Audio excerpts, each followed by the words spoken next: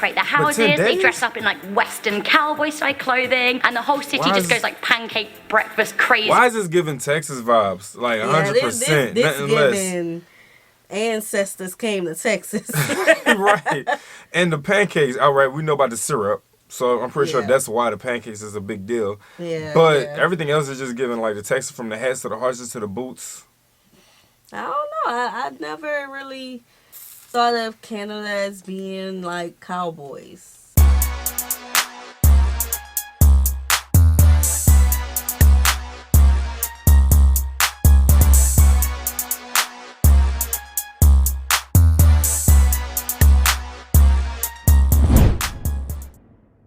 What's good, y'all? It's the Demouchet REACT, and we're back with another video. Who we got today, C? Today we're back with another American reaction. Super excited about this video, guys. If you're new to us and we're new to you, make sure you scroll down, hit that subscribe button, and turn on the post notification bell, because we're on the road to 100K. And we cannot get there without you guys, all right? Join the family. Without further ado, let's get into the video. Hello, you most beautiful and most amazing top 10ers. I'm Rebecca Felgate, and today I am really excited about my topic. I am talking the top 10 things to do in Canada. Now, this makes me so happy because, as some of you may know, I moved to Canada last year and I am in love with the country. It is so beautiful and there is so much to do that I've really struggled to narrow it down just to 10 things. So smush some cities together. They do deserve top 10s of their own, so maybe stay tuned for that. So grab yourself some poutine and let's get rolling, shall we? Oh, Canada. In at number 10, we have Niagara Falls and Niagara on the Lake. Now, the image of Niagara Falls is synonymous with Canada, and the falls themselves absolutely do not disappoint. Now, it literally looks like a giant has left the tap running, and on a sunny day, you can even spot rainbows over the falls. It's literally like if Disney did waterfalls. Now, the falls are also lit up at night with various coloured lights, making them look pretty darn impressive. Now, the town of Niagara is like... Why is it that it's my first time seeing it, but you knew about it? Because the only reason I know about it is because when I was looking at the cruise, the Niagara cruise to take, there was an option for us to do a night cruise. And they had, that. Yo, so wifey does like so much more research than I do. That's just how I go. That's okay. No, that's normal. Yeah, if that's I know it, you know. No, that's facts. But I'm just saying, that's how you was able to pinpoint it out. Because I didn't know they had it lit up. So where they put all them lights at? And how they turn the water off to get the lights on? Yeah, they can't turn the water off. But that's crazy, like how they, that's crazy.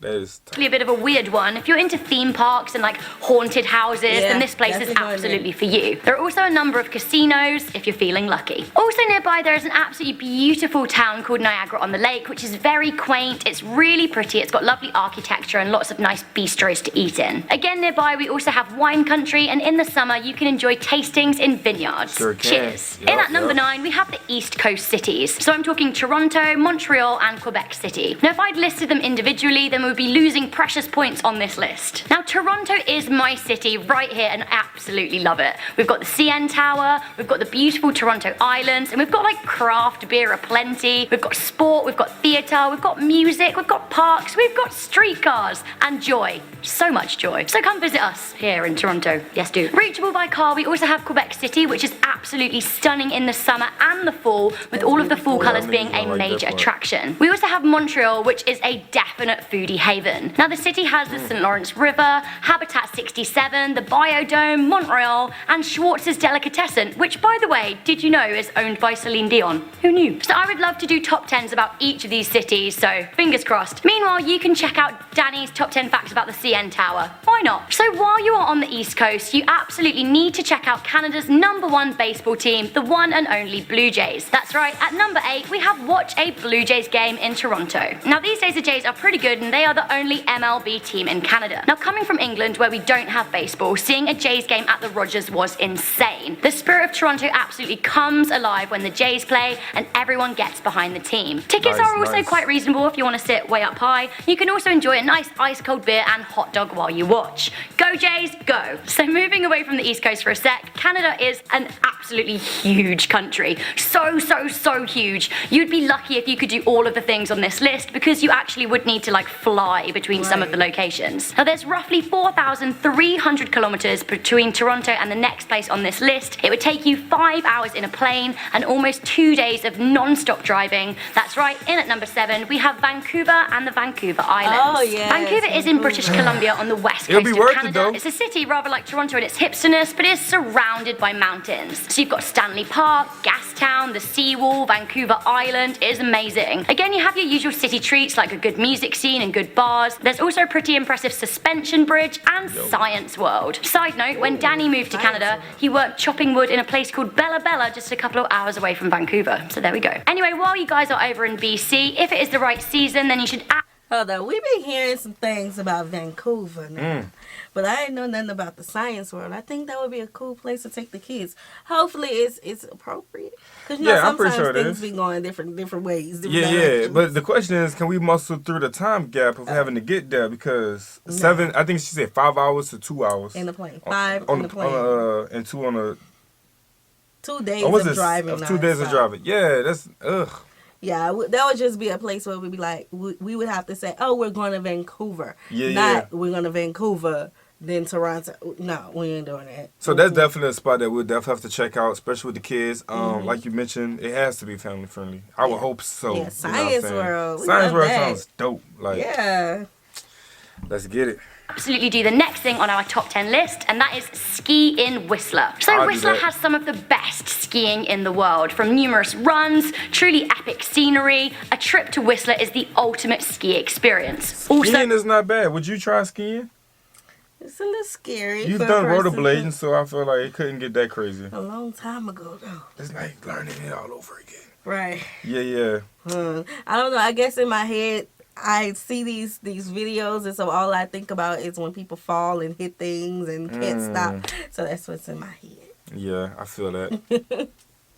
the food is incredible. So skiing in Whistler actually refers to skiing 2 mountains, Whistler and Blackcomb. Now with more than 8,000 acres over 2 mountains, it is the largest skiable area in North America. And I absolutely cannot stress how insanely beautiful the scenery is. Also in the summer, the Whistler area is extremely beautiful. You can go mountain biking, hiking, you can get a kayak out on the lake. do that. Also, look at the color of that lake water. Need I say anymore? Similar, in at number 5, we have hiking in the Banff National Park / the Rocky Mountains. a lot to So you do. can also ski in Banff in Alberta, and I hear the scenery is just as beautiful as Whistler. However, the Rocky Mountains and Banff in particular are exceptionally beautiful in the summertime. Now, Banff National Park is the oldest national park in Canada, established in 1885. Now, in the park you have Lake Louise, which, I mean, look at it. Wow. Banff is an absolutely amazing place to do some wildlife spotting. Here you can see elk, moose, bighorn sheep, and even grizzly bears, although I don't recommend you get up close to those because...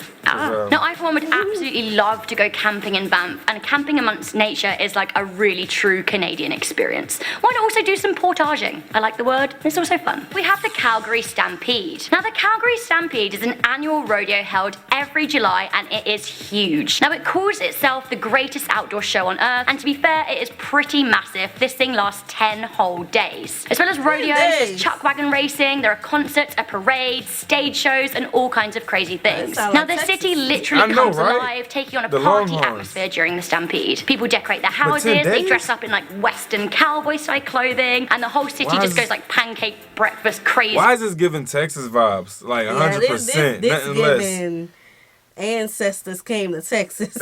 Right. And the pancakes, all right, we know about the syrup. So I'm pretty sure Yeah. that's why the pancakes is a big deal. Yeah, But yeah. everything else is just giving like the texture from the hats to the horses to the boots. I don't know. I never really thought of Canada as being like cowboys. I don't know. Yeah, that was a different one. This is a new one.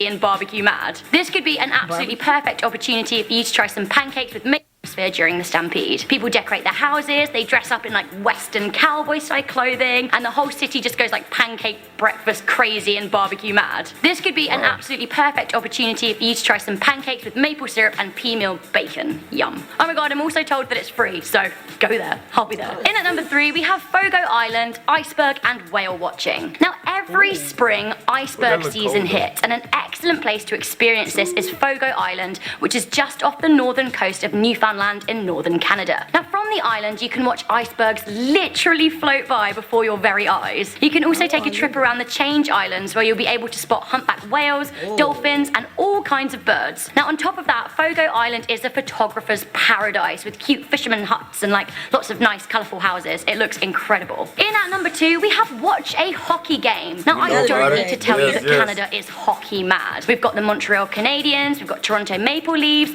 Vancouver Canucks, Calgary Flames, the Edmonton Oilers, the Ottawa Senators. Seriously, people out here love hockey. Now tickets aren't cheap for NHL games, but they are so worth it, and this is a true Canadian experience. My one tip for you guys, if you do want to do hockey on the cheap, why not go see a lower league game? For example, you can see the Toronto Marlies, and for just $50 you can sit in like the front row, which is pretty exciting, especially if you're me. Okay guys, so we have reached that all important moment in our top 10 things to do in Canada. Obviously, before I get to number 1, I need to suggest that you eat some Canadian food like poutine, pea meal bacon, like douse yourself in maple syrup and eat some butter tarts because it's great. Then maybe go to the gym. So there we are guys, at number 1, what could I possibly say? I've tried to pick something for you that you can do in every province, so you can do it wherever you go in Canada. In at number 1, we have go for a cottage vacation. Now if there is one thing I know about Canadians, it's that they absolutely love their cottage life. Now many Canadians will actually own cottages in the countryside, and if you're lucky they may even let you stay with them. But if you aren't friends with a Canadian who has a cottage, you can certainly rent one out. I for one spent my Easter at a cottage on the beautiful Bruce Peninsula.